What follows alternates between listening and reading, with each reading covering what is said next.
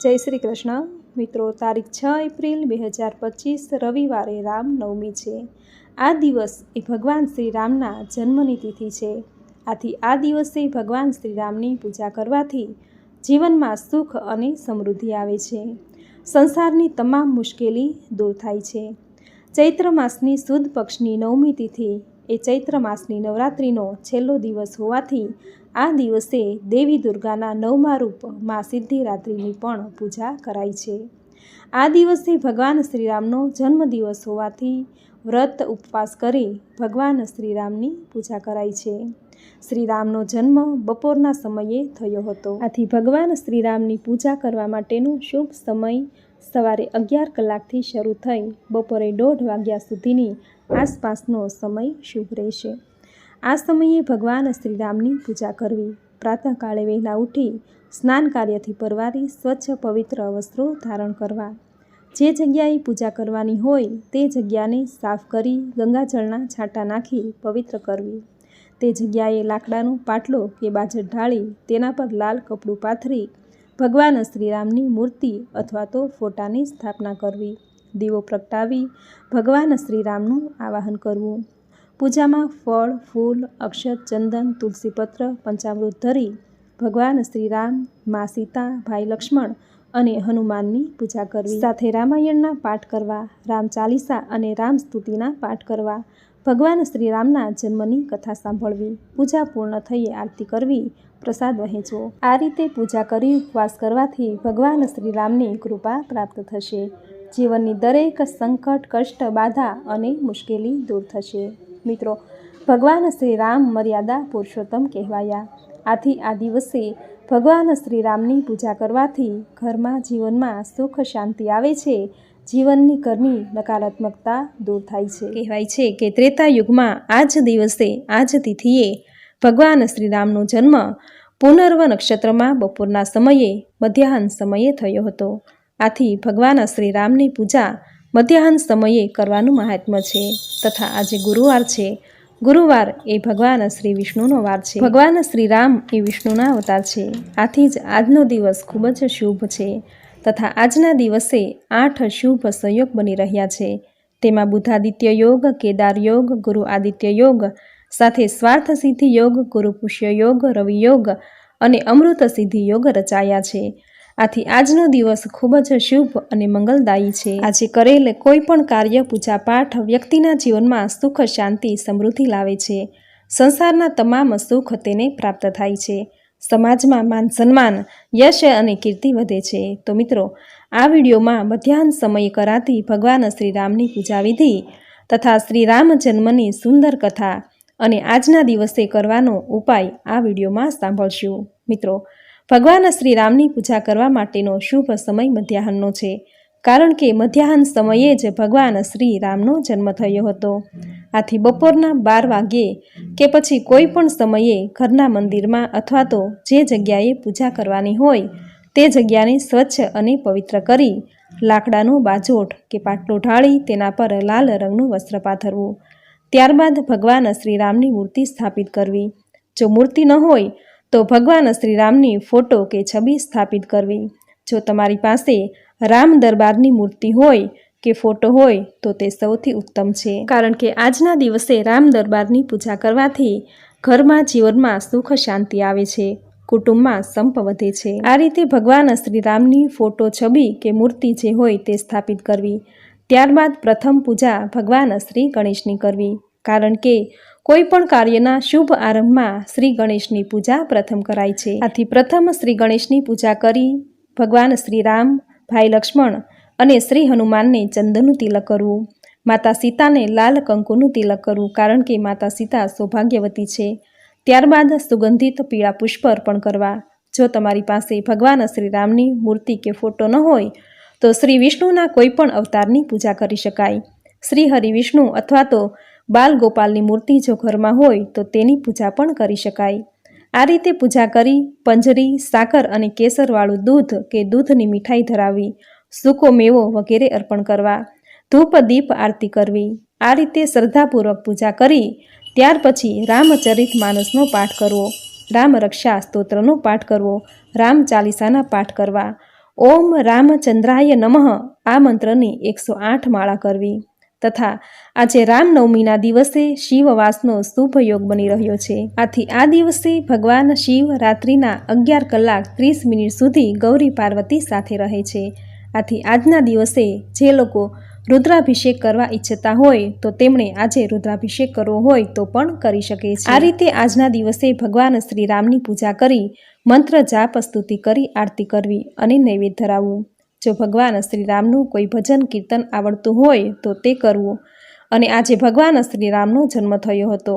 આથી ભગવાન શ્રી રામની જો મૂર્તિ હોય તમારી પાસે તો તેને પારણામાં ઝુલાવી અને જો હાલરડું ગાતા આવડતું હોય તો સુંદર હાલરડું ગાવું. આ રીતે રામનવમીની મધ્યાહન પૂજા કરી ભગવાન શ્રી રામના જન્મની સુંદર કથા સાંભળવી.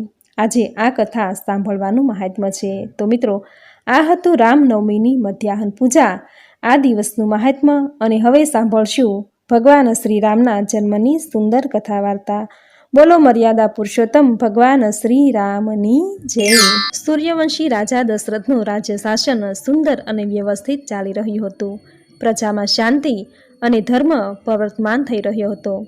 રાજા દશરથ પોતાની રાણીઓને સંપૂર્ણ પ્રેમ અને સન્માન આપી રહ્યા હતા. પરંતુ રાજાને સંતાન પ્રાપ્તિ થઈ ન હોવાથી રાજા અને રાણીઓને સંતાન પ્રાપ્તિની ઘણી ઝંખના હતી.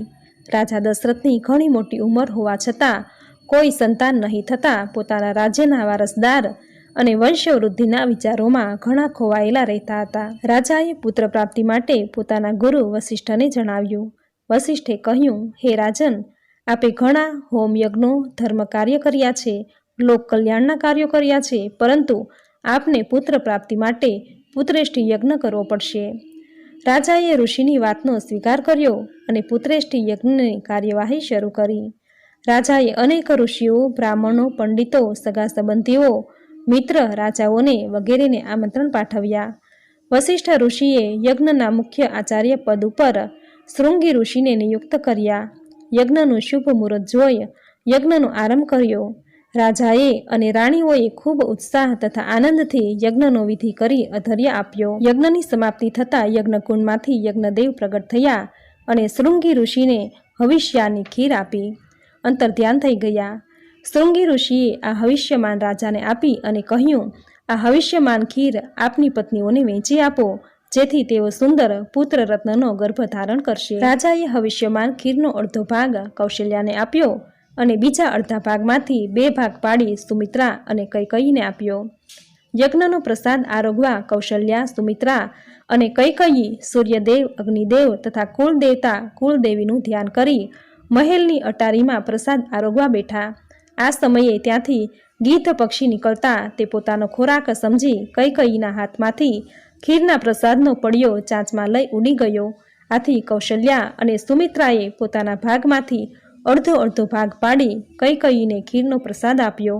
આમ ત્રણેય સખીઓએ, રાણીઓએ યજ્ઞના પ્રસાદને આરોગ્યો, જેથી ત્રણેય રાણીઓ ગર્ભવતી બની. સમય પસાર થતો ગયો. રાણીઓનો હરખનો કોઈ પાર ન હતો. રાજા પણ ઘણા આનંદ ઉત્સાહમાં આવી ગયા હતા. રાણીઓ ગર્ભવતી થતાં રાજા રાણીઓની બહુ સાર સંભાળ રાખતા હતા.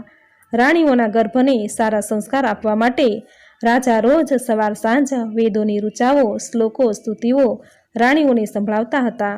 રાણીઓ સર્વજ્ઞાન કંઠસ્થ કરી હૃદયમાં ઉતારી લેતી હતી. દશરથ રાજા પોતાની ત્રણેય રાણીઓને સુંદર પવિત્ર ગર્ભ સંસ્કાર આપવા માટે આત્મજ્ઞાન, બ્રહ્મજ્ઞાન, ત્રિગુણાત્મક શક્તિની શૌર્યયુક્ત ઋચાઓ સંભળાવતા હતા. તેમજ સંસારના સદાચારો, સત્ય વચનો, એક વચન, પિતૃભાવ, માતૃભાવ, પત્નીભાવ, બંધુભાવ, મિત્રભાવ, લોકોભાવ, દેવભાવ, દેવીભાવ, આદર્શ ભાવ, ધર્મભાવ જેવા અનેક સદ્ગુણોના સંસારનું ચિંતન કરતા હતા. આ પ્રમાણે બધી રાણીઓ ગર્ભવતી થઈ ત્યારથી તેઓ સર્વે હૃદયથી પ્રસન્ન થઈ અને તેને મોટું સુખ મળ્યું તેવો ભાવ થવા લાગ્યો. અને ત્યારથી સર્વે પ્રજામાં સુખ, શાંતિ, ધન, ધર્મની રેલમછેલમ થવા લાગી. સમયને જતાં વાર ન લાગી. સુખ આનંદનો સમય જલ્દી પસાર થઈ જાય છે. રાણીઓના ગર્ભની અવધિ પૂરી થઈ ગઈ હતી. યૌન, લગ્ન, ગ્રહ, નક્ષત્ર, વાર, તિથિ સર્વે અનુકૂળ થઈ ગયા. જળ અને ચેતનમાં આનંદ છવાઈ ગયો અને પવિત્ર ચૈત્ર માસની 9મી તિથિ શુક્લ પક્ષમાં બપોરના 12 વાગ્યાનો સમય હતો. ઠંડી ગરમી સમધાત હતી. શીતળ મંદ સુગંધિત વાયુ લહેરાતો હતો. પર્વતો ઉપર વનરાજી ખીલી ઉઠી હતી. સર્વે નદીઓ અમૃતની ધારા વહેડાવી રહી હતી. પર્વતોના સમૂહો મણીઓની ખાણોથી ઝગમગી રહ્યા હતા. આ સમયે પ્રભુએ માતા કૌશલ્યાના ગર્ભધાનમાંથી છુટકારો મેળવી સૃષ્ટિના પ્રાંગણમાં બાળક રૂપે અવતાર ધારણ કર્યો. પ્રભુના પ્રાગટ્ય સમયે બ્રહ્માજી અને બધા દેવો પોતપોતાના વિમાનો સજાવી પુષ્પો વરસાવા લાગ્યા. નિર્મળ આકાશ દેવતાઓથી ભરાઈ ગયું. આકાશમાં ધમાધમ નગારા વાગવા લાગ્યા. દેવતા દેવો નાગરાજ મુનિઓ સ્તુતિ કરવા લાગ્યા અને સર્વે દેવો દીર્ઘાયુના આશીર્વાદ આપવા લાગ્યા. કૌશલ્યાજીની કુખે હિતકારી કૃપાળુ પ્રભુ પ્રગટ થયા. મુનિઓના મનને હરનારા તેમના અદ્ભુત રૂપનો વિચાર કરી માતા આનંદથી છલકાઈ ગયા. નેત્રોને આનંદ આપનારા મેઘ સમાન શ્યામ શરીર હતું. ચારેય ભુજાઓમાં પોતાના ખાસ આયુધો ધારણ કર્યા હતા. દિવ્ય આભૂષણો અને વનમાળા પહેરી હતી. મોટા મોટા નેત્રો હતા. માતા કૌશલ્યા બે હાથ જોડી પ્રભુને કહેવા લાગ્યા, હે અનંત, હું તમારી કઈ રીતે સ્તુતિ કરું? વેદ અને પુરાણ તમને માયા, ગુણ અને જ્ઞાનથી પર અને પરિમાણ રહિત રહે છે. શ્રુતિઓ સંતજન, દયા અને સુખ સાગરના સર્વે ગુણોના ધામ કહીને જેમનું જ્ઞાન કરે છે તે જ ભક્તો ઉપર પ્રેમ કરનારા લક્ષ્મીપતિ ભગવાન મારા કલ્યાણ માટે પ્રગટ થયા છે. ત્યારે પ્રભુએ કૌશલ્યાજીને પૂર્વજન્મની સુંદર કથા સંભળાવી, જેથી તેમને પુત્રનો વાત્સલ્ય પ્રેમ પ્રાપ્ત થાય. કૌશલ્યાજી પ્રભુની પ્રીતિ વિસરીને તેનામાં પુત્ર વાત્સલ્યનો પ્રેમ ઉદ્ભવિત થયો અને કહ્યું, હે લક્ષ્મીપતિ, આપ આ રૂપ છોડીને અત્યંત બાળ સ્વરૂપ ધરી અને બાળ લીલા કરો, જેથી હું પુત્રને રમાડી શકું, ધાવ આપી શકું. એ સુખ મારા માટે પરમ આનંદ હશે. આથી પ્રભુએ બાળ સ્વરૂપ ધરી રડવાનું શરૂ કર્યું.